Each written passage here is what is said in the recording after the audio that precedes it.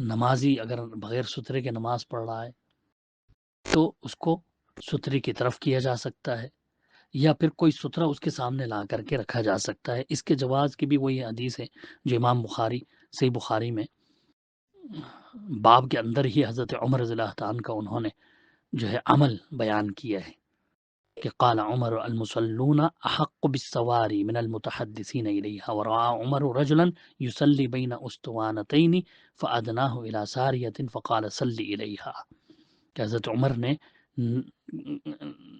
جو ہے ایک شخص کو دیکھا کہ وہ دو ستونوں کے بیچ میں نماز پڑھ رہا ہے، تو اسے ستون کے سامنے اس کے قریب کر دیا اور کہا کہ بھئی اس کی طرف، ستون کی طرف سترا بنا کر کے اس کو نماز پڑھ۔ تو مسجد نبوی میں کیونکہ کثرت سے ستون تھے، نماز کے بعد لوگ جو ہے عموماً ستونوں کے سامنے ہی نماز پڑھا کرتے تھے۔ تو اس کو جب دیکھا حضرت عمر نے کہ وہ ستونوں کے بیچ میں نماز پڑھ رہا ہے اور سترا نہیں ہے اس کے سامنے، تو اس کو سترے کے قریب کر دیا۔ تو نصرت الباری وغیرہ میں وضاحت ہے اس چیز کی کہ خلیفہ راشد حضرت عمر کے عمل سے معلوم ہوا کہ نماز میں نمازی کی اصلاح کر سکتے ہیں، اگرچہ دو چار قدم اس کو چلنا ہی پڑے۔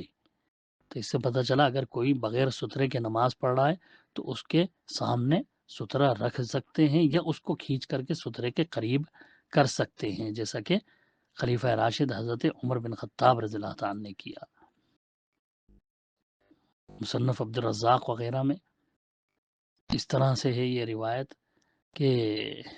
عن ابن جریج قال مر عمر بن الخطاب بفتن وهو يصلي، حضرت عمر بن خطاب ایک شخص کے پاس سے گزرے، وہ نماز پڑھ رہا تھا۔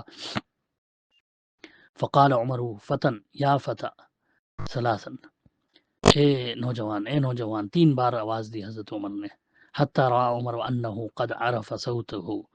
جب حضرت عمر نے دیکھا کہ ہاں بھئی وہ اب سمجھ گیا کہ میں اسی کو آواز دے رہا ہوں حالانکہ وہ نماز میں ہے، تب حضرت عمر نے کہا تقدم الی الساریۃ، آگے ہو جا بھئی، اس کے ستون کے قریب ہو جا۔ لا یتلعب الشیطان بصلاتک، شیطان پھر تیری نماز میں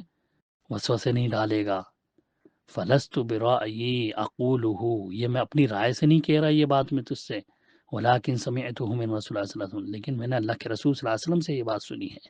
یعنی اس طرح سے حضرت عمر نے اس کو مرفوع بھی کر دیا کہ یہ اللہ کے رسول صلی اللہ علیہ وسلم سے انہوں نے سنا ہے کہ ہاں بھی سترے کے سامنے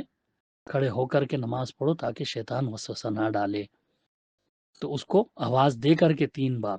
حکم دیا کہ تو قریب ہو جا ستون کے، حالانکہ وہ نماز پڑھ رہا تھا، دوران نماز ہی اس کو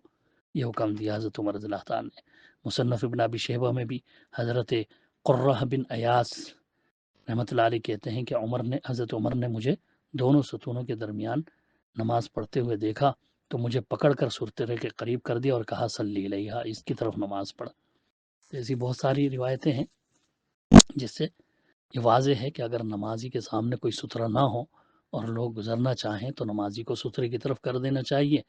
یا سترہ اس کے سامنے رکھ دیں تاکہ لوگ گزر جائیں۔